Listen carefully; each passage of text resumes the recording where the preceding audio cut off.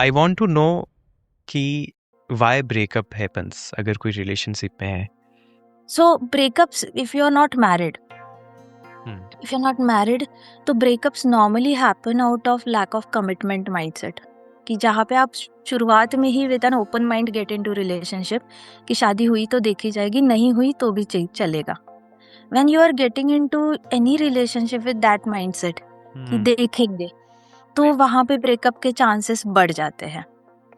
If you are dating, you have this in your head कि I want to find a long term partner, and if I am finding a long term partnership in somebody, then I better date to marry.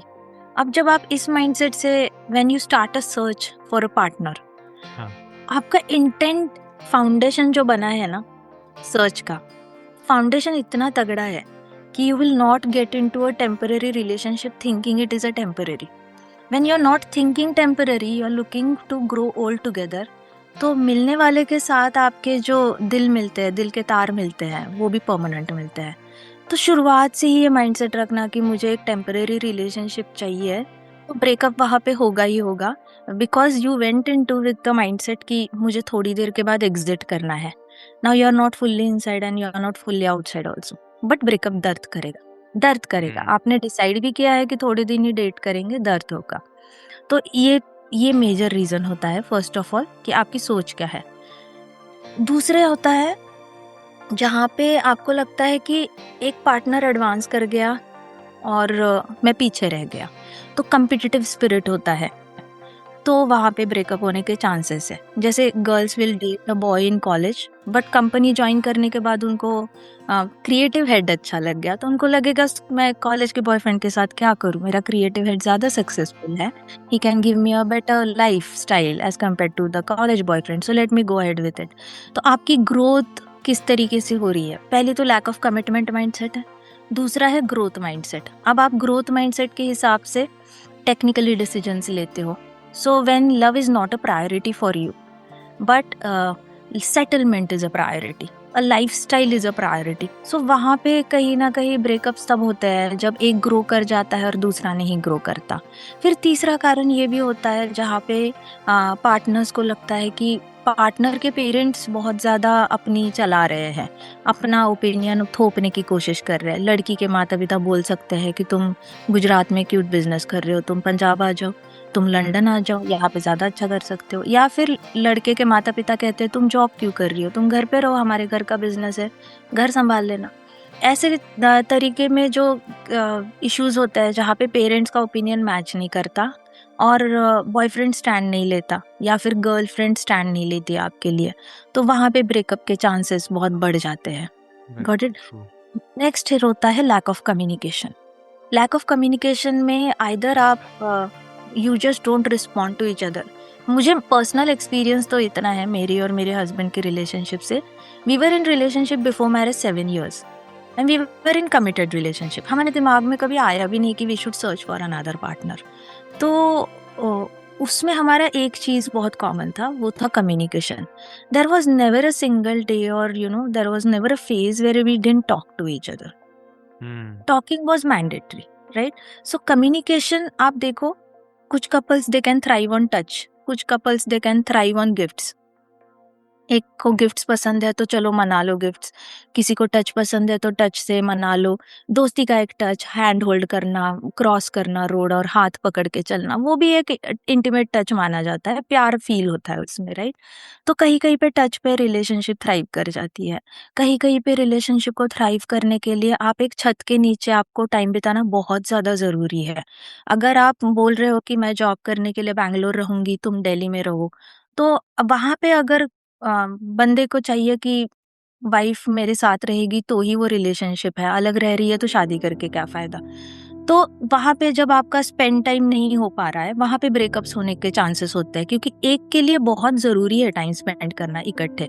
भले आप बात नहीं कर रहे हो, आप अपना अपना रीडिंग कर रहे हो, वो अपना सीरीज देख रही है, वो अपना कोर्स कर रहा है, बट आपको एक छत के नीचे रहना जरूरी हो जाता है कुछ कपल्स के लिए. वहाँ लॉन्ग डिस्टेंस सस्टेन नहीं कर पाता. मेरे और हस्बैंड में लॉन्ग डिस्टेंस इसलिए सस्टेन कर गया because we are more of a words people.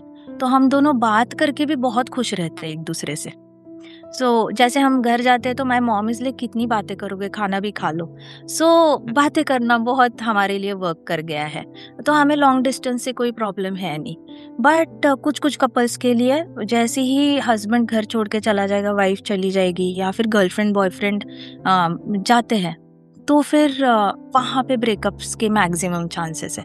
अब कुछ लड़कियों को घर पे बचपन से ही गिफ्ट देके बड़ा किया होगा, गिल्टी पेरेंटिंग होती है राइट, बच्चों के साथ टाइम स्पेंड नहीं कर सकते, तो मैं अगर फादर सऊदी में जॉब कर रहे हैं, दुबई में जॉब कर रहे हैं, वहाँ से आते हैं गिफ्ट्स लेके आते हैं, तो हैबिट पड़ जाती है प्यार मतलब गिफ्ट्स।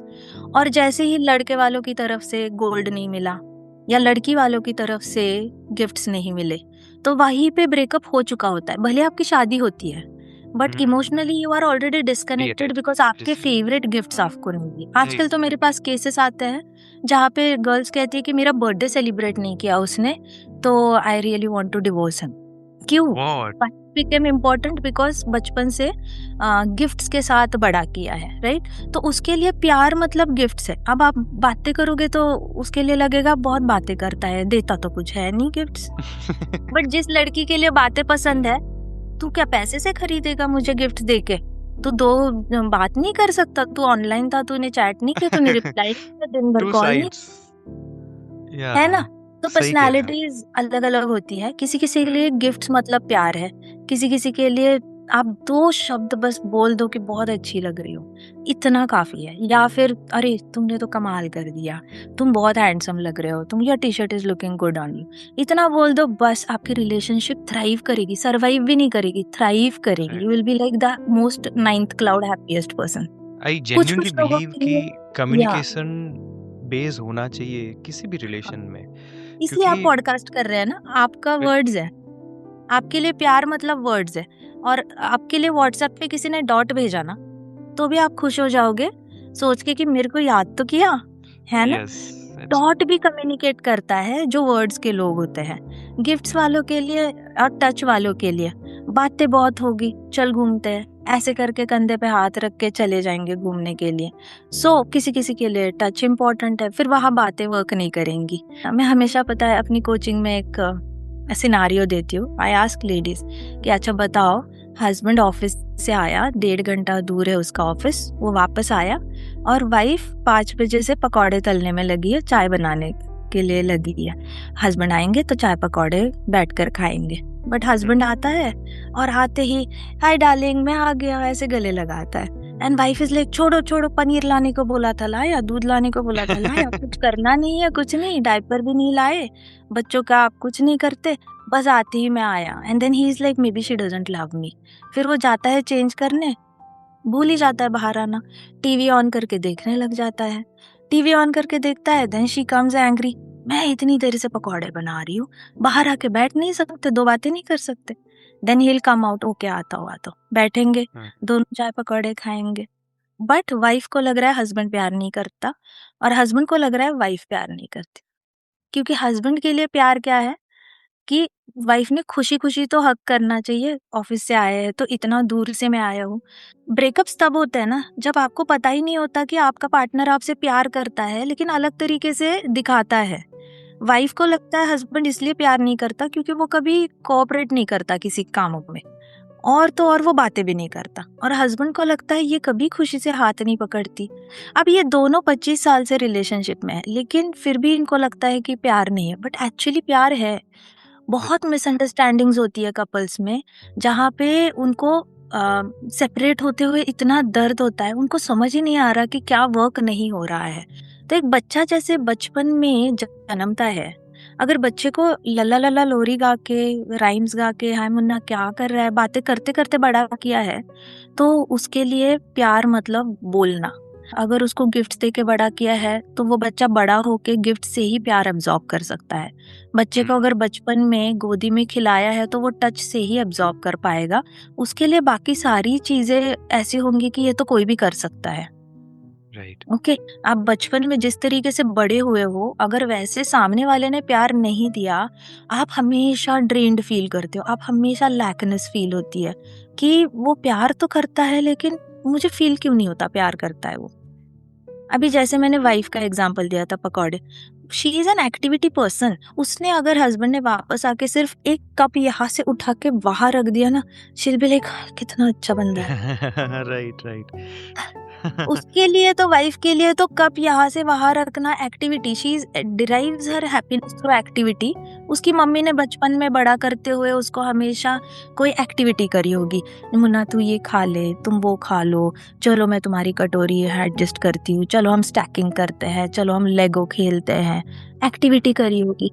हाँ मुझे जी, ये समझ में आ रहा है कि हर एक का एक लव लैंग्वेज होता है, राइट? एग्जैक्टली। इट्स लाइक हमें लव लैंग्वेज क्या होता है ना, जो ये लोगों ने लव लैंग्वेज जो निकाली है, ये अडल्टहुड के हिसाब से निकाली है। हम सबकॉन्शियस लैंग्वेज जो निकालते हैं, हम अपब्रिंगिंग के बेसिस पे निकालते हैं, क्योंकि आपका ब्रेन न्यूरल नेटवर्क वैसे वायर्ड है। अगर आपका न्यूरल नेटवर्क वायर्ड है ना, you can not delete that thing from you ना, अंदर से डिलीट सकते हैं ना आप सडनली। बट पता है क्या होता है, आप ज्यादा देर बिताओ एक दूसरे के साथ, 25 साल की शादी, 40 साल की शादी, इवेंचुअली कपल्स एक दूसरे के जैसे दिखने लगते हैं, उनके फीचर्स वैसे हो जाते हैं। तो जिसका लैंग्वेज वर्ड नहीं था ना, वो भी बातें करने लगता है, जिसका लैंग्वेज एक्टिविटी नहीं था, वो भी कुछ ना कुछ तो करने लग ही जाता है। तो उसको कहते हैं संगत की रंगत चढ़ना। अब शादी होती है तो पहले 7 साल तो संगत की रंगत चढ़ती नहीं है। It is called a 7 year itch। 7 years में कुछ ना कुछ इश्यूज होंगे ही होंगे, जहाँ पे कपल के अंदर सीवियर डिजायर आएगा एक दूसरे को छोड़ने का।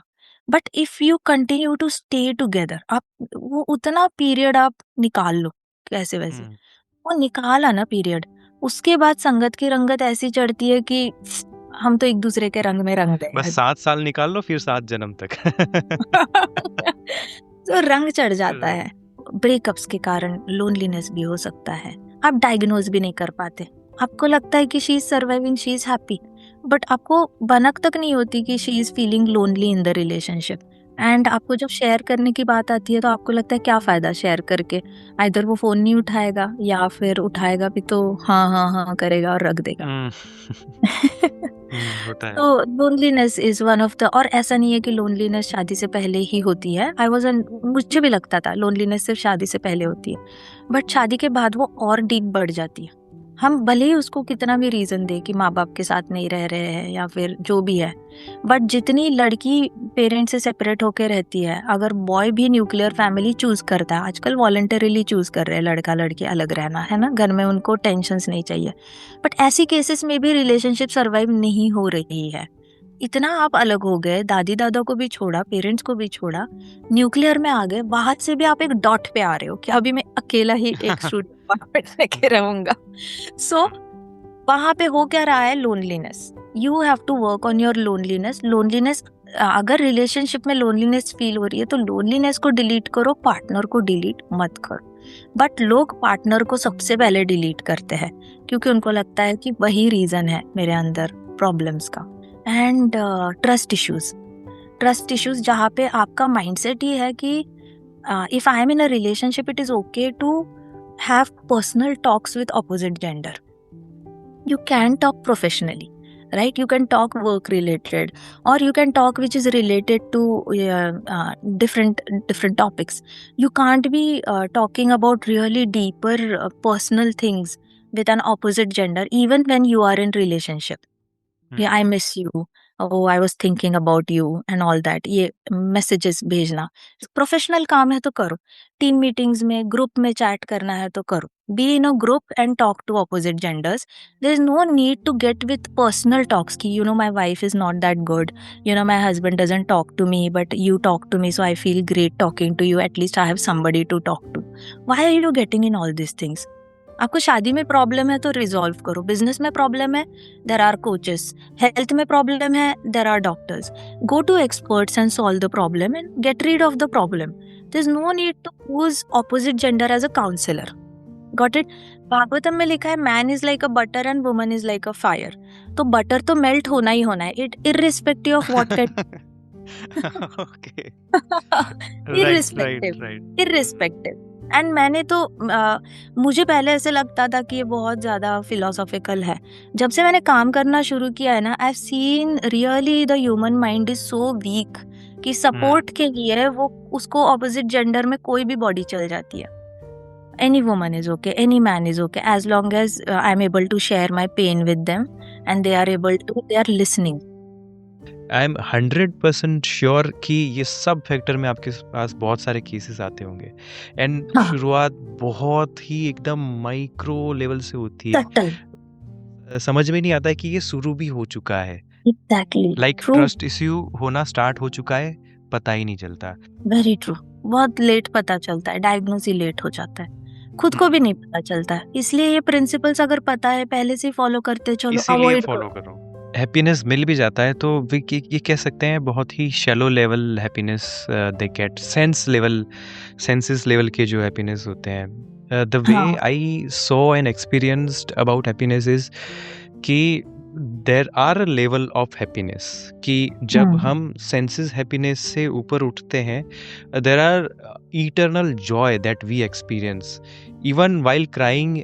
रोते हुए भी एक सेंस ऑफ हैप्पीनेस होता है, क्योंकि हैप्पीनेस तो एक्सटर्नल चीज़ जो हमें लग रहा है कि बाहर की तरफ से हैप्पीनेस आ रही, ऐसा नहीं है। जब मैं छोटा था या कोई भी इंसान अगर छोटा था, हाँ, उसको खिलौना एक छोटा सा मिला है या चॉकलेट मिली है, तो भी ही वॉज फीलिंग हैप्पी कि हाँ मुझे आज खिलौना मिला है या चॉकलेट मिली है। हैप्पीनेस वो खिलौना या चॉकलेट में नहीं है, क्योंकि 10 साल बाद वही लड़का, उसको खिलौना चॉकलेट से कोई इंटरेस्ट नहीं, उसको गाड़ी चाहिए, बाइक चाहिए। एग्जैक्टली, उसके बाद वही लड़का बड़ा होके उसको बाइक गाड़ी भी नहीं चाहिए, उसको पैसा चाहिए और पावर चाहिए। दैट मीन्स कि एक्सटर्नल चीज आपको हैप्पी कर ही नहीं पाएगी। It's like the internal Joy that you carry through out your life. True, very true. इसके लिए क्लैरिटी चाहिए आपके Yeah, pass. and when we leave from internal joy, it is just like you are living in this human body. You are experiencing good side and bad side, but आप मध्य में रह रहे हैं। You are in the हाँ, middle. इससे आपके mental state पे इतना इफेक्ट नहीं होता है। हाँ, इसी को स्थित प्रज्ञा कहते हैं हम। Being equipoised in happiness and distress, you are not too elated and you are not too lamenting also. आप न्यूट्रल हो और न्यूट्रल होके लाइफ को एक्सपीरियंस करते हो। In this cases then so breakups are an outcome of lack of contentment in yourself. आप अगर simple सा ग्रैटिट्यूड भी प्रैक्टिस करो ना हर रोज कि I am thankful for my girlfriend, I am thankful for my boyfriend, I am thankful to my wife, I am thankful to my husband, और जो भी चीज़ें आपके आसपास लाइफ में है उसके लिए भी आप थैंकफुल रहते हो ना, तो वो भी आपका रिश्ता 80% तक ठीक कर सकती है। क्योंकि आधे से ज्यादा प्रॉब्लम्स तो लैक ऑफ ऑब्जर्वेशन ही होता है। आप ऑब्जर्व ही नहीं कर पाते कि कितना अच्छा है आपकी जिंदगी में, बहुत सारी अच्छी चीजें होती है। तो शादी के बाद के ब्रेकअप्स के तो अनंत कारण है। Emotional disconnection, loneliness and all those things. ऐसे तो 86 कारण है शादी के बाद के। लैक ऑफ फ्रेंडशिप ही नहीं है, एक पार्टनर शेयर कर रहा है, दूसरा कर ही नहीं रहा है। लैक ऑफ इमोशनल कनेक्शन, एक पार्टनर दुखी है, दूसरा फील ही नहीं कर पा रहा है उसका दुख, तो लैक ऑफ इमोशनल कनेक्शन। उसके बाद हार्मोनल इम्बैलेंस हो रहे हैं, सो मूड स्विंग्स आ रहे हैं और दूसरा कंफ्यूज्ड घूम रहा है, क्लैरिटी ही नहीं है। सो लैक ऑफ क्लैरिटी एक रीजन होता है। लैक ऑफ इंटीग्रिटी, आप प्रॉमिस करते हो और प्रॉमिस फुलफिल ही नहीं करते, कितना भी आप ये करो, है ना। उसके बाद आपका खुद का ही सेल्फ कॉन्फिडेंस, आप अपनी ही नज़र में गिर चुके होते हो जब आपका करियर अच्छा नहीं जा रहा या फिर आपको घर में कोई पसंद नहीं कर रहा। अब आप अपनी नज़र में गिरते हो तो फिर आपको दूसरा इंसान खुश नहीं कर पाता। सो लैक ऑफ फुलफिलमेंट और lack of observation that people are there to support you. फिर कॉन्स्टेंटली अनसपोर्टेड फील करना, कॉन्स्टेंटली एक्नॉलेजमेंट मांगते रहना कि मैं कर रहा हूँ, तुम देखो, मुझे अप्रिशिएट करो। So lack of appreciation. Normally foreign psychology कहती है कि शादी टूटने का कारण lack of appreciation, lack of acknowledgement होता है। एक्सटर्नल वैलिडेशन जो आता है, हाँ, वो समय सीमा के साथ आता है कि सच। आपको एक्सटर्नल वैलिडेशन मिल गया, आपको अच्छा लगा, फिर it will become a greed for you to get more validation, more I tell appreciation. You, I have gone through that. इतना आदत होती है इंडियन फैमिलीज में पीपल प्लीजिंग की, क्योंकि इंडियन फैमिलीज में ह्यूमिलिटी को बहुत ग्लोरीफाई किया जाता है। विनम्र रहो, दूसरों का दिल रखो, दूसरों को उल्टा नहीं बोलना, हमेशा हम्बल रहना। ये अच्छे क्वालिटीज है प्रोवाइडेड आपका सेल्फ कॉन्फिडेंस भी अच्छा है। ये नहीं कि आपका सेल्फ कॉन्फिडेंस टैंक कर गया है और आप दुनिया को प्लीज करने में लगे हो। आपने ही लोगों को हैबिट डाली कि you never say no, and एक बार आप नो बोलो किसी चीज के लिए and everything comes crashing down, and then the जो फायर बैक होता है वो बहुत सीवियर होता है। हम सब इंटरनली ये चाहते हैं कि हम 24/7 खुश ही रहें सिर्फ, हाँ। बट ऐसा पॉसिबल नहीं है। तो द मोमेंट आई रियलाइज कि let's enjoy pain as well, let's enjoy happiness as well, जो भी मिल रहा है, जो भी या मुझे लाइफ दे रहा है, मध्य में रह के let's observe it and enjoy it and let's true. Analyse this self. आपने कहा कि we can maintain and hold relationship very well until कि एक ऐसा पॉइंट नहीं आ जाता है जहाँ से एंड करना ही एक चॉइस छूट जाता है। But I guess lot of people who are currently watching, उनके साथ ऑलरेडी वो हो चुका है with any reason, like they are suffering from a breakup, या तो वो ट्रॉमा में है, खास करके गर्ल्स में बहुत हेवी ट्रॉमा होता है। लड़के तो फिर भी, हालांकि लड़के में भी होता है, बट लड़के तो फिर भी वो निकल जाते हैं। So, what you will suggest, like a healing 101 guide for them, कि how can they stabilize their mental trauma from a recent breakup or any bad relationship experience, कि वहाँ से वो निकल करके एक ऐसी दुनिया में पहुँच पाए जहाँ पे पॉजिटिविटी एंड ग्रोथ है। सबसे पहले तो ये बहुत हर्टफुल होता है, आई एग्री। मतलब Yeah. टांग टूटने पे इतना दर्द नहीं होता जितना दिल टूटने पे दर्द होता है। सही बात सबसे है। पहले हाँ, तो बहुत पेनफुल होता है। तो अगर आपको एक्सपर्ट्स की हेल्प लेनी है तो मैं तो पहले यही बोलूँगी, एक्सपर्ट्स की हेल्प लो। लेकिन अगर नहीं लेनी तो बेसिक घर पे करना शुरू करो, ठीक है।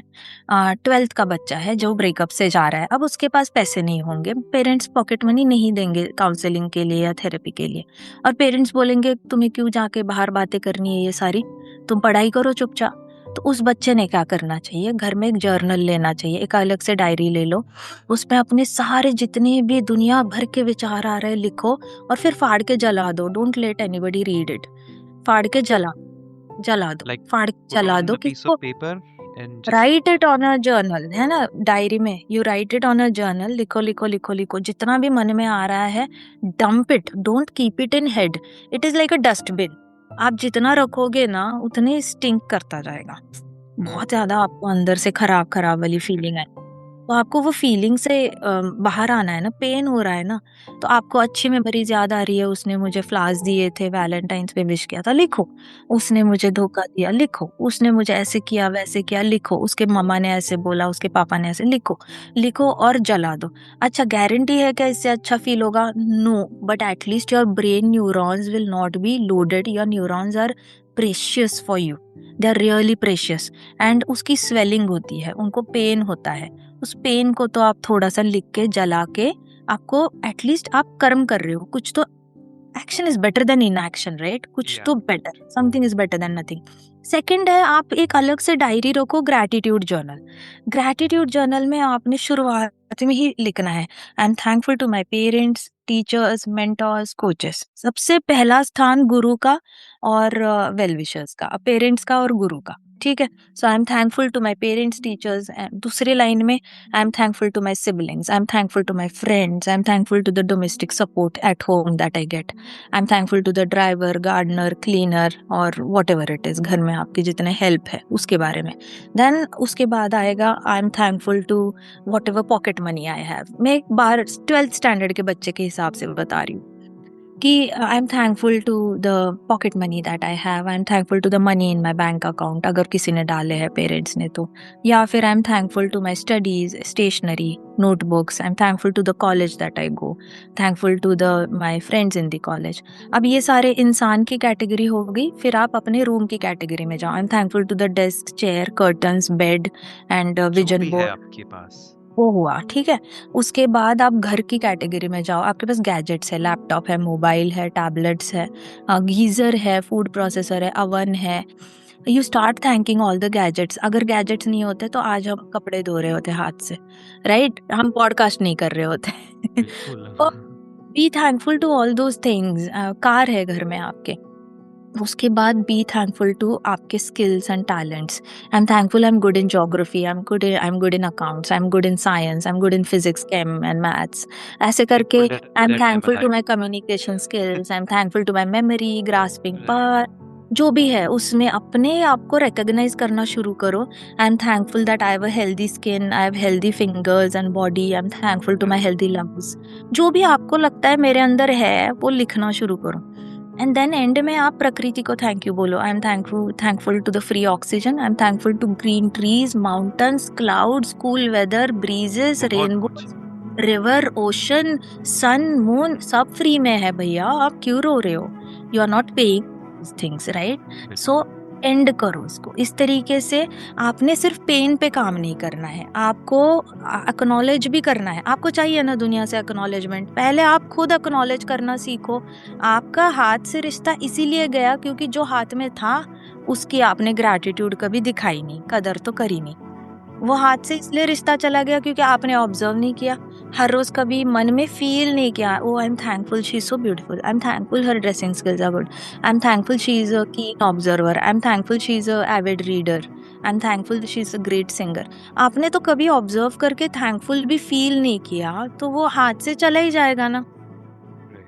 तो अभी आप चला गया है, अभी हो चुका है ब्रेकअप, कहीं ना कहीं उसने भी आपकी कदर नहीं करी, और ताली हाथ से एक हाथ से तो नहीं बजती, आपने भी कदर नहीं करी because you forgot to be thankful for all the great qualities that person was bringing on the table and they were contributing. मान के चलो उन्होंने बहुत दुख दिया है लेकिन सुख में भी आपको कॉन्ट्रीब्यूट किया था। वो अपनी जर्नी एक रोल निभा के चले गए, अगर वो जाते नहीं आपकी दुनिया से तो आपको कुछ सीखने को नहीं मिलता। तो सबसे पहले क्या करना है, ऊपर उठो। जैसे मैंने आपको बोला गुड और बैड से ऊपर उठना पड़ेगा, इवेंट से, ब्रेकअप के इवेंट से ऊपर उठो और फिर अपने नोटबुक पे डायग्राम ड्रॉ करो कि यहाँ पे मैं हूँ और यहाँ पे बॉयफ्रेंड या गर्लफ्रेंड जो भी है, मतलब you are a boy then girl, if you are a girl then you are boy. Diagram draw करो, उसको टॉप से देखो क्या सीखने को मिला इस लड़की को इससे। You are a girl. Now you tell me that what this girl has learned from this breakup situation. If you are a boy, उस डायग्राम को देखो और सोचो कि what did this boy get to learn when this girl rejected him or dumped him, या फिर what did girl get to learn from this breakup. ऐसे करके अपने आप को आपने देखना है पेपर पे। हाँ, बच्चों के लिए तो बहुत अच्छा मेथड है, वो हमेशा ही पेन पेपर पे रहते हैं ना। सो आप अगर यंग हो, आप हमेशा ही, आपको नहीं जाना थेरेपिस्ट के पास, काउंसलर के पास, घर में ही ये तीसरी एक्सरसाइज। पहली एक्सरसाइज है बर्न आउट, बर्न करो सारा पेपर। सेकेंड एक्सरसाइज है gratitude.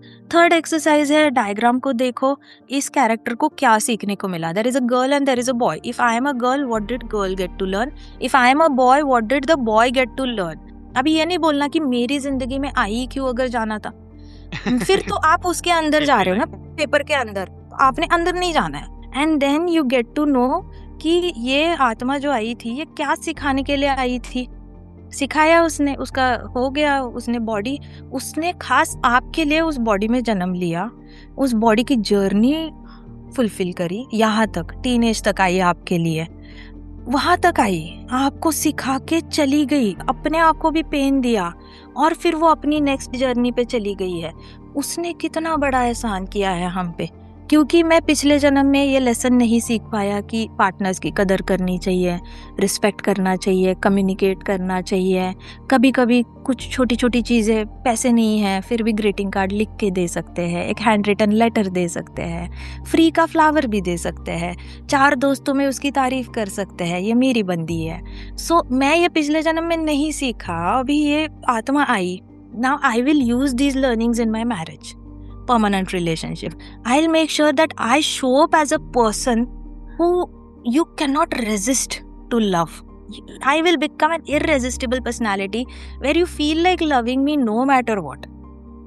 No matter how busy I am, no matter how unavailable I am, still you will feel that irresistible pull towards me to love me. Why I will become that person? Because I will always show up as a productive person in the relationship. I'll be always there in a growth format in your life.